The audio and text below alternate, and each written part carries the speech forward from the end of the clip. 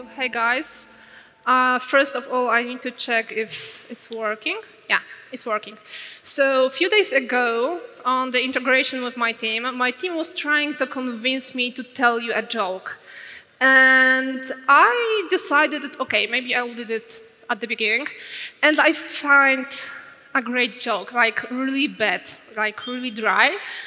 And I forget it. So sorry, we'll be starting with just me and my introduction. So as you can see, my name is Agnieszka Zygmunt, and I'm the lead UX researcher in the 10 Clouds. What means that on one hand, I'm just leading the team of UX experts, but on another hand, I'm still making the whole execution. So the UX research, UX strategy, service design, mainly with the product discovery stage. So the first stage when we are looking for the product, when we are looking for the idea. And today I want to tell you something more about the values. And I know, like, we are talking about the values all the time. It's nothing new. Like, we can read about the values for the marketing, for the copy, for the design, that we need to have the values for the company, that we need to have the values for the product, that we need to have the values for any service. But we are still talking that we need to have the values. We are not talking about this practical approach, how we can really use the values. Because having the values is one thing. It's like the first step. Using the values, delivering them to the users, is the next step that we are quite often forgot about this. So today we'll be talking about this practical approach. Of course, I won't be talking about, I don't know, UVP canvas or something like this. It will be more about the tools that we are using in the 10 Clouds that you also can use in your process, in your day-to-day work. But going back to basics, like if we want to talk about the values, what is the value? And the most common one when we are talking about the sentence that will describe the values is that values answer the question, why should I care? And yes, it's a really good definition. But if we'll try to do this more simple, it will be like the value is something that is important for someone. It's something that has the worth. And this is about how useful is something for someone. And as you can see, we have something and someone in different color. And this is the reason because we are not able to have the value without the context. We need a person, and we need an object, a project, a service to have a value. Because this value, this project needs to be useful for the specific person. For one person, maybe there will be a value in our product, for another not. So we need to have something, the product, and we need to have someone. And if we want to go even deeper, we can tell that, of course, it's related to the design process, that we have different types of the values. So for example, we have company values. I call this like high values. So it's all about the vision, all about the manifesto we have. We have the designer values. So it's all about the rules we have. It's all about our ethic, how we want to work, how we want to deliver something. We also have values related to buyer values, so it's the key to sell something. And we have user values, so it's all about the needs. And we have this division between the buyer and the user because not always the buyer is the user of our solution. And OK, like we have different types of the values, but when we are building something, the product, the service, of course, not always we are doing this, but we should consider that every of these types of the values is building the product and the service. It's not like this that we are only taking the values of the user and we are trying to build a service, because every action from our side as designers, every action from our side as a company, every values that we have, also it affect the product and the service that we are building. But OK, like this is the whole theory about the values. But when we are talking about the reality, on one hand, we have user, we have company, we have designers. But on another, there are values. And it's like, we're living on Earth, and the values is something that is this shining star in the background. Like, everyone have the values, but if we will consider how they affect us and our work, and if we will just ask people, like, OK, you have the values, but how you are giving these values to the users, there's a silence. Because we have the values on the website, for example. We have the values in the presentation. We have the list of the values after the whole UX research, product discovery thing. But we don't know how we can really use them as a tool.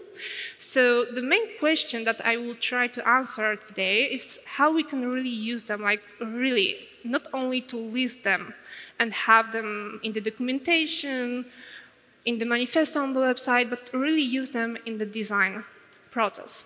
But still, taking a small step back, if we want to talk about the values, we need to also talk about the promise. Promise is something simple. It's about telling someone that you will certainly do something, or maybe not. And it's based just on needs and the problems we have as users. And the promise is the first element of the values. Because on one hand, we have the promise. So we are promising something to the user. Then we have fulfillment of this promise. So this is the solution that we are building. And at the end, we are giving the value by this fulfillment. And just to be more clear, like, for example, we have this conference. And maybe this is not the main promise, but for this presentation, I will be using this as a promise. So the main promise is that you will gain the knowledge. So if you will buy the ticket, if you will go here or watch the whole conference online, you will gain some knowledge. So this is the promise that the whole design ways is giving to you.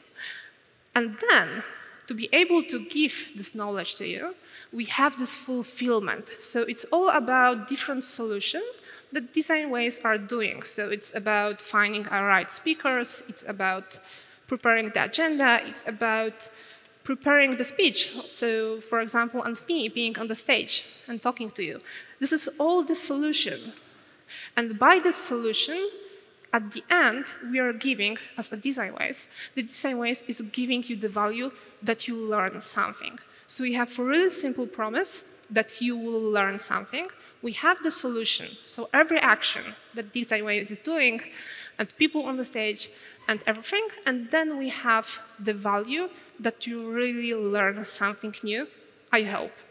So it's really simple, and it's really logic. But in normal situation, we are working in really complex projects.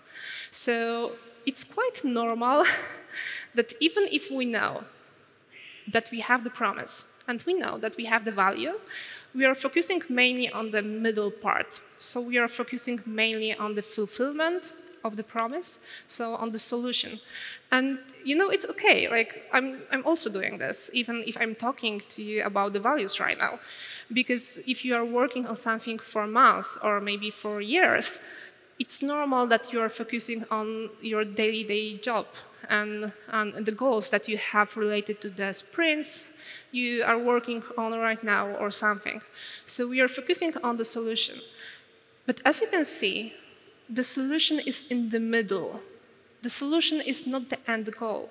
We are not building the solution to just have the solution. We are building something to give the value. So forgetting about the value can be a really big mistake for us because we are losing the goal that we want to reach. And I want to tell you a story. The story that happened to me all the time because I'm working in the product discovery. So you're starting a new project. And you start to talk to the users. You're really excited about everything because you find a lot of great insights.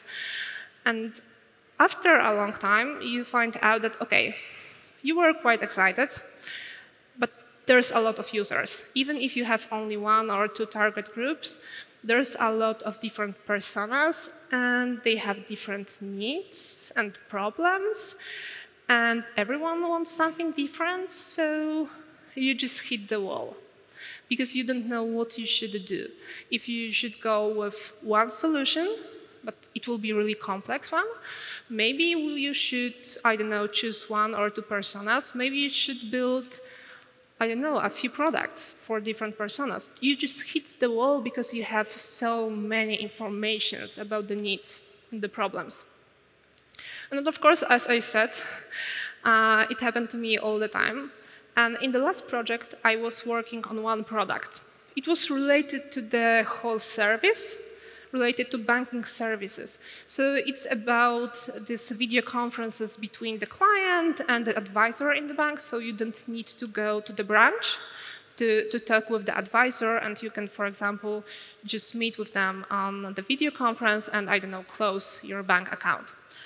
So we have this one product, and we have different target groups. We have the buyer. In this case, it will be the bank, because bank will be buying this service, this product. We have the middle users. So it's all about the employees, people who are working in bank, all about the advisors, because they're really important. They will be using this product on daily basis, even if they are not deciding to buy this, even if they won't be, I don't know, filling the surveys at the end. They are in the middle, and they will be using this on the daily basis. And we have the end user, so all people who are the client of the specific bank. And if we will go even deeper, we have different personas, because we don't have only one bank. Like, we have different bank types. We don't have only one type of the employee. We have different advisors. We have different people, different employees.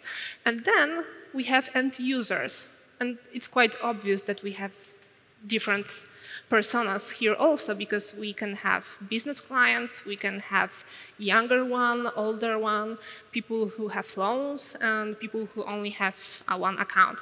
So we have 3 main target groups, but we have different personas. And in the middle of the interviews with the middle users, we find out this is only the screenshot from a really small part of the insights.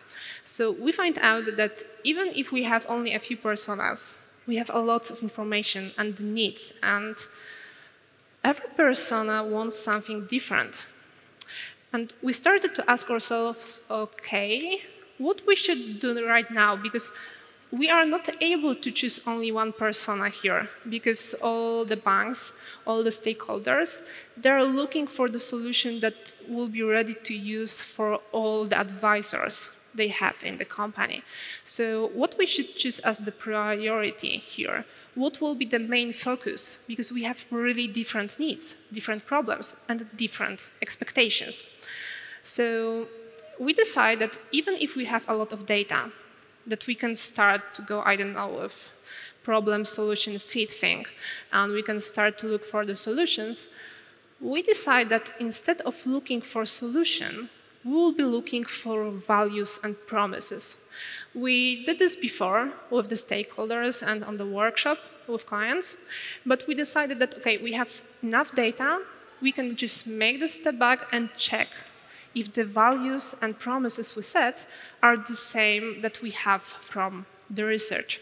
So as you can see, instead of going to this quite common approach that we are focusing on the solution, we decide to change direction.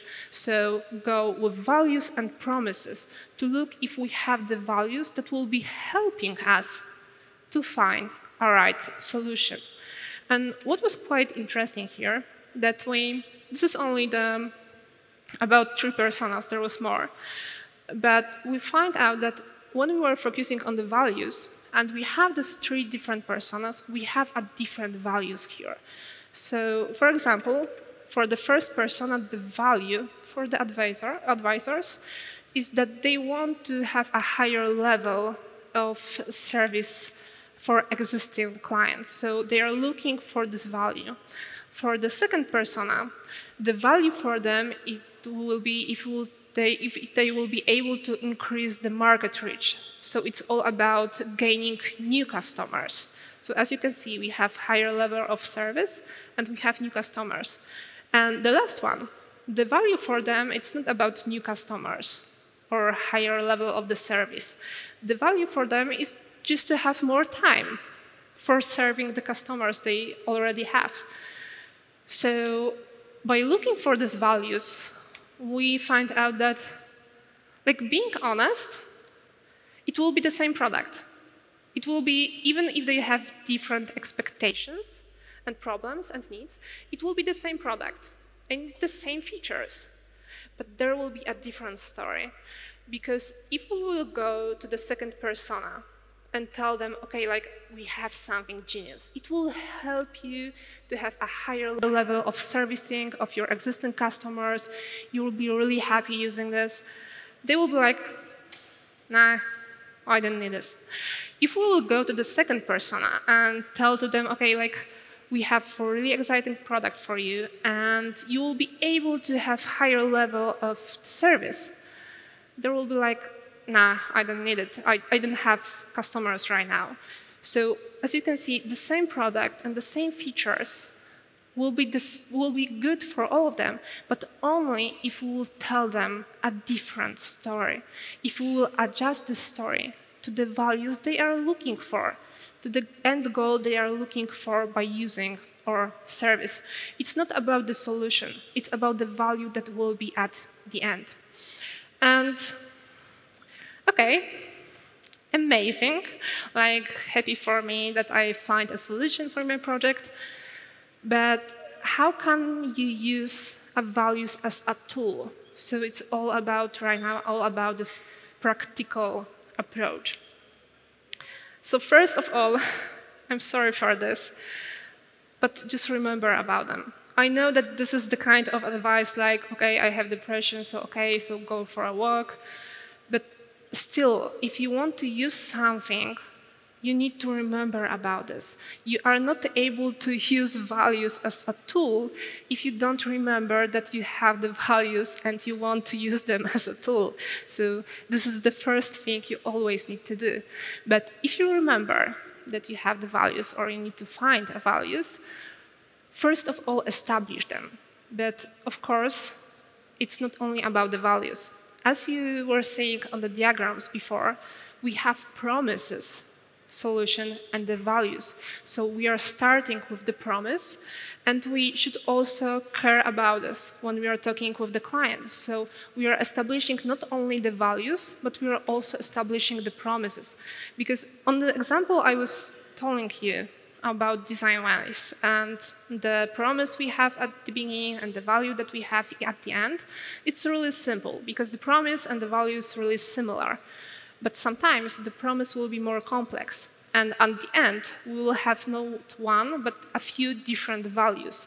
So having the promises, it's like just having the description, what will be the motive for us, why we should begin something, why we decide to do this product.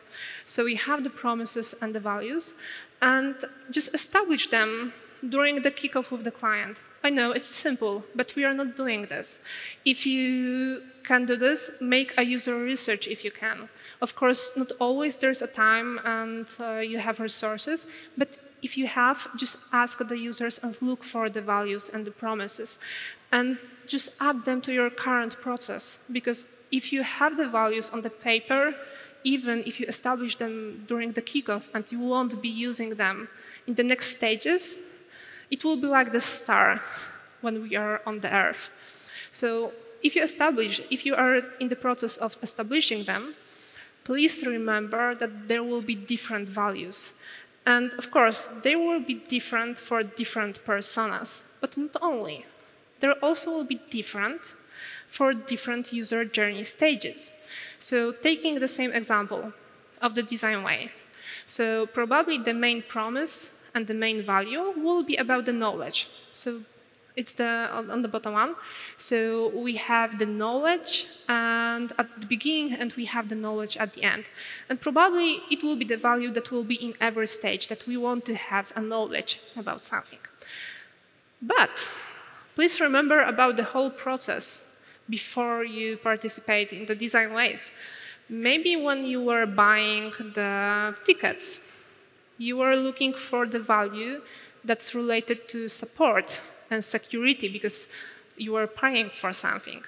When you are looking for the value right now in the conference, it's not only about the knowledge, it's like being honest, it's also about fun and just having good time here. When we are talking about things that are happening right now and also after the conference, maybe there is a value related to the sense of the community. So we have the main values that will be with us for the whole journey, but still, in different stages, we have different values. And we need to remember about this, because sometimes when you will be building a product, and for example, you have, I don't know, KYC process, or just sign in, it's something that you will be doing maybe only once as a user. So you need to remember that you have specific values in this stage, and probably you won't be using these values in the next stages, but you need to remember to add them to the stage of the process that you are designing. And when you have these different values, just adjust the story and communication. Like, we are not able to go only with the one communication in every stage with every value for every persona. We have different personas, we have different values on different user journey stages, so we need to adjust the story. And if you have everything, so you establish this with client, you know that there are different values, you have them, maybe even on the customer journey map, make a checklist. I know, still, it's really simple, but we are not doing this. Like, if you have something and you know that you will be using these values all the time, just make a checklist to be able to check it during the process of the design, during the user testing, just to be sure that you are giving this value, just to be able to share this with other departments, because we are not working in space, we are working each other in the company. If you are building the product, also marketing is building this product. Also, there is business strategy and everything. So if we have this checklist of the values, it's really easy to show to other people, like, you also need to check if you have the values in the strategy, not only in the design.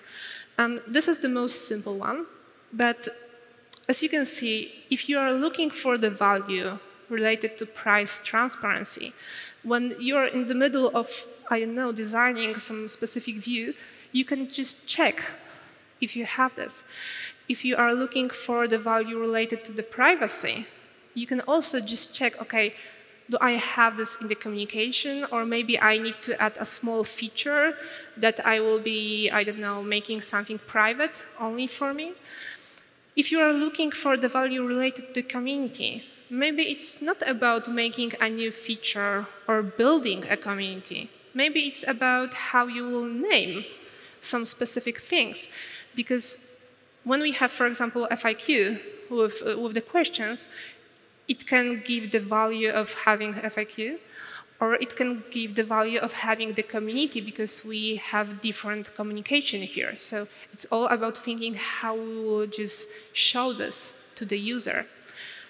And if the simple checklist it's not enough for you, because we are working on complex projects too, you can organize it. Like, I know it's still simple, but you can just go from general to details, because a smaller organization of every information about promises, values, and the solution will be just a simple guide for you. So it will be guiding you what you need to do, because you will know the end goal of the whole process.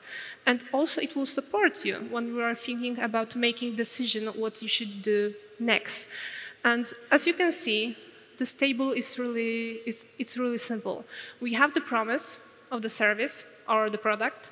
Then we have all the details. So it's all about needs, expectations that are related to this promise. Because as I said, like, the promise can be really complex, and it's based on the needs and the problems and the expectations. And then we have the values that user is expecting. So as you can see, we have specific order. We are talking about the promise, the first part. Then we're talking about the details, it's related to the promise. And we are talking about the values, so something that is at the end. And after this, we are thinking about the solution. So we know why we are doing this, we know what will be the end goal, and then we are thinking about this middle part, because having promises and values, it supports us for thinking about the right solution, because the solution needs to help us to fulfill the promise and give a value. So we need to know what will be fulfilling and what we want to give at the end. But it's really simple, I know. But maybe you have a product and you want to, I don't know, check, make an UX audit or something. Maybe you can also change this. I was working 2 years ago, I think, on the redesign of the service for one of my clients. It wasn't about the product, it was about the service design. So, whole strategy also was related to this. And instead of thinking about the solution, because it was an audit, we were looking for the values. Because we find out at some moment that there is a problem. And no one was able to find out why we have this problem. Even us, as researchers.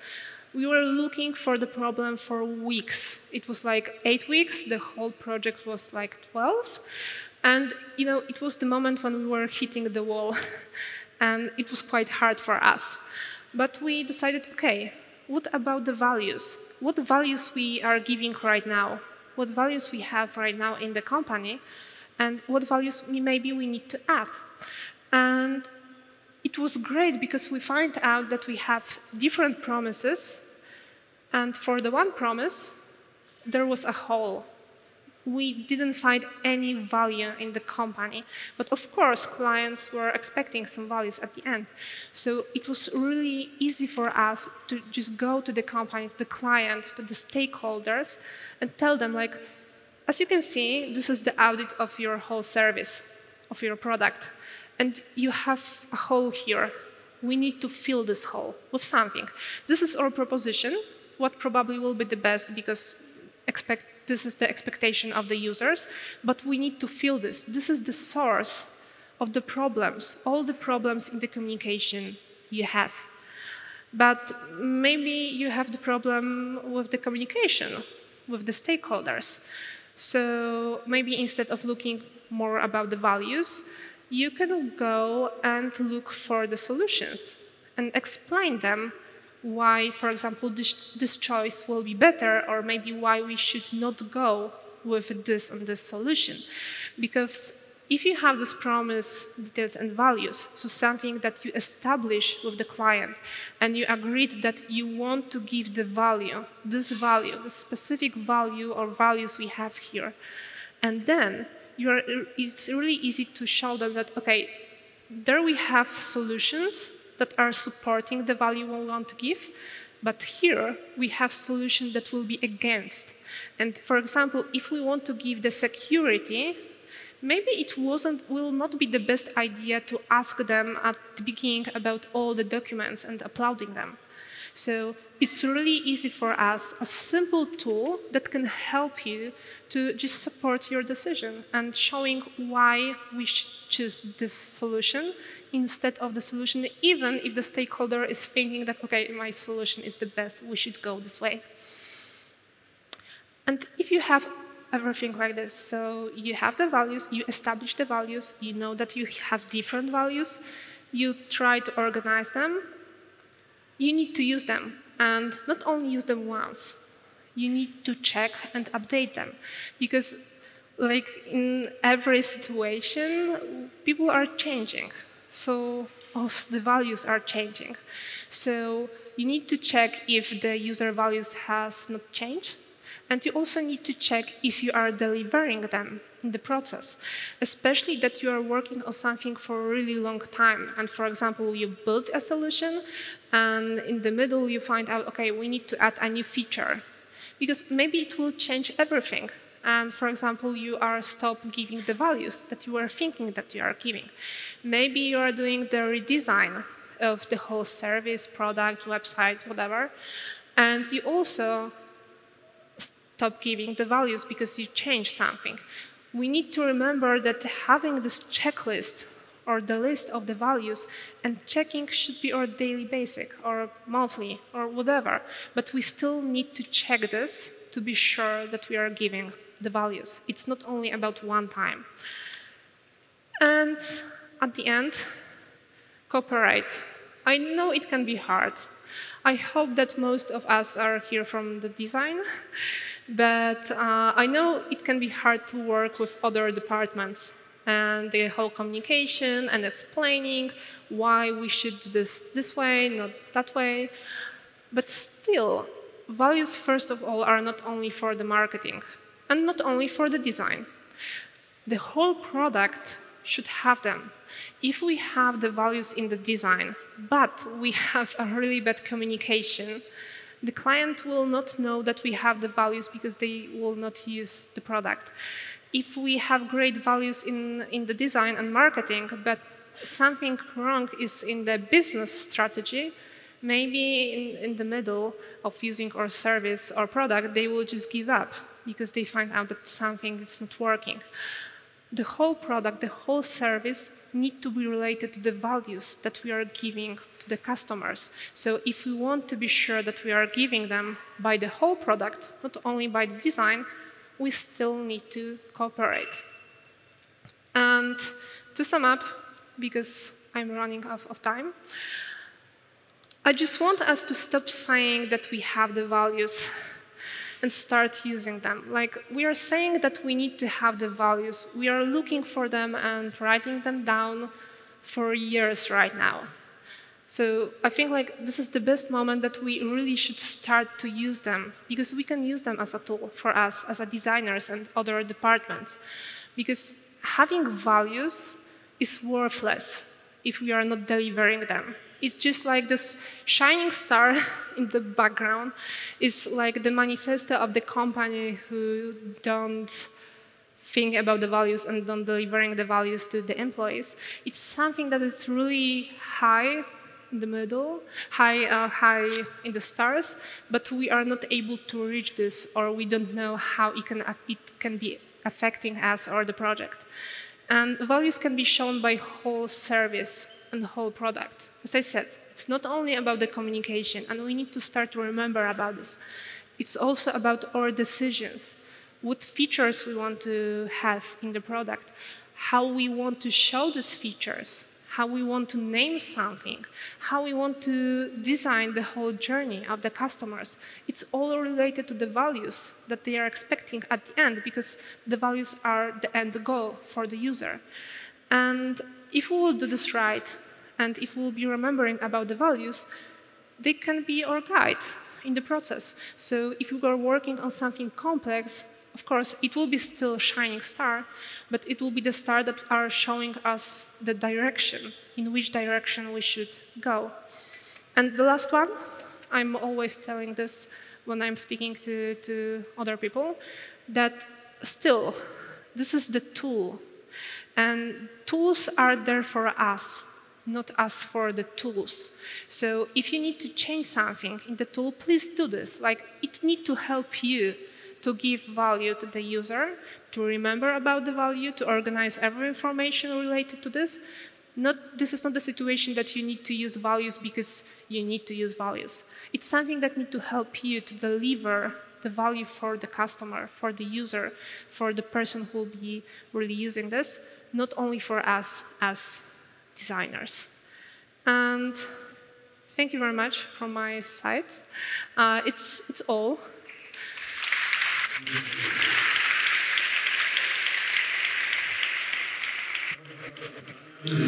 Time for questions now, so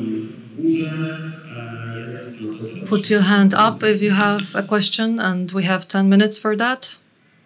Jaka cisza. Silence.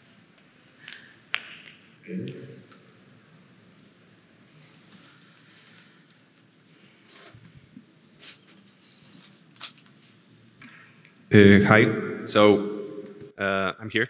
So I try to do it in English as well as your presentation. But you mentioning that a great presentation, by the way.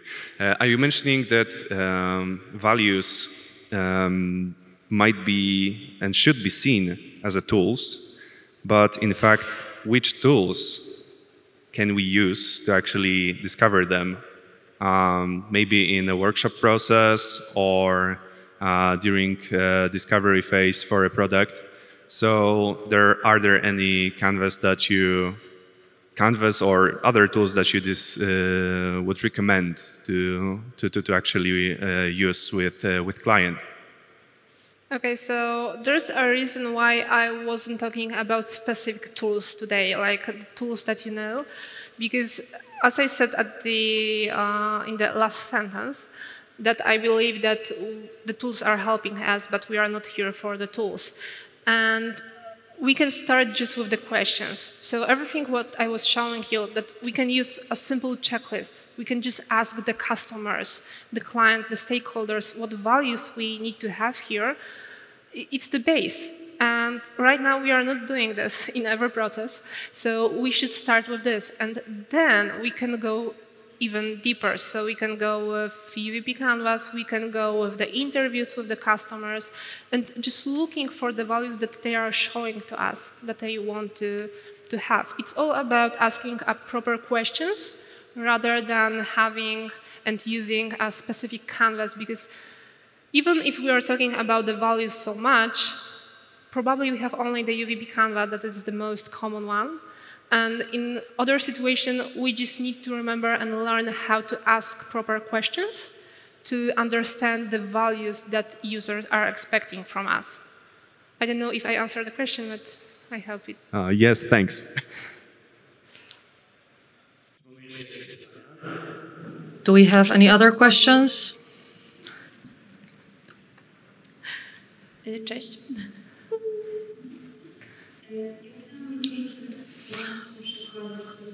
I would like to check if I understood correctly.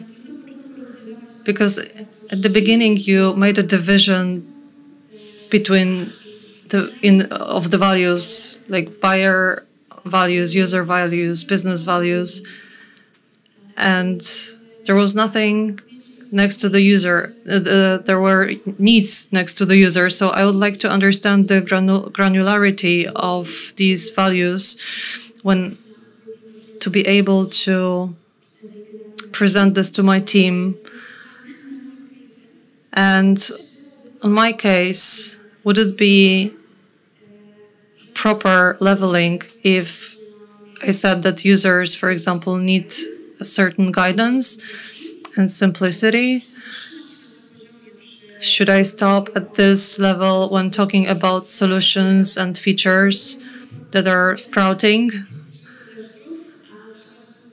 And maybe we should stop this solution generation. So basically what I'm asking is, what should be the level of detail when depicting the user needs? I know this is a favorite answer, but it depends, because it really depends on the project you're in and on how much time you have. If you're in a project where you don't have much time, it's better to have any guidelines that will lead you. Like, for example, that it should be simple and usable and transparent, to remember about this and deliver this. If you are in more advanced projects, and I'm lucky to be in research that we conduct for months, and this is when you can allow yourself to go very deep into details. But at the end of the day, we regroup the information and finally we achieve this higher vision. So it really depends on how much time you have, because it's like with academic knowledge. It's good to have it. It's good to be able to go into details, But actually in business, it's very difficult to adjust this process to deliver the value to the client, to the user, sorry, and to build everything in time, because on the other end you have these business needs. So I'm sorry I'm not giving you a clear-cut answer, but really it depends on how much time you have. Personally, I prefer to go as deep as I can and then try to regroup things in more general chunks of knowledge, because it gives you context, but you don't always have time. You say if you have more time, then we listen about these very detailed needs, like simple user stories. Like, for example, they want to buy something quickly without filling in a long form. And after a couple of examples like this, we might find out that they want to do it quickly and feel safe at the same time. Yes, I know that I wrote about needs next to the user, and I know it could be misleading now, but it's not like... But it depends on the project. And for example, if you use affinity mapping, where you have a large number of problems and details, you can regroup this into smaller groups and then try to synthesize it again. And it's similar with values. The moment you find yourself in grouping depends on how many findings you had and what you need at the given point. If you need a value that will lead you through the whole customer journey, or if you are in a certain small phase and you need a very detailed answer that...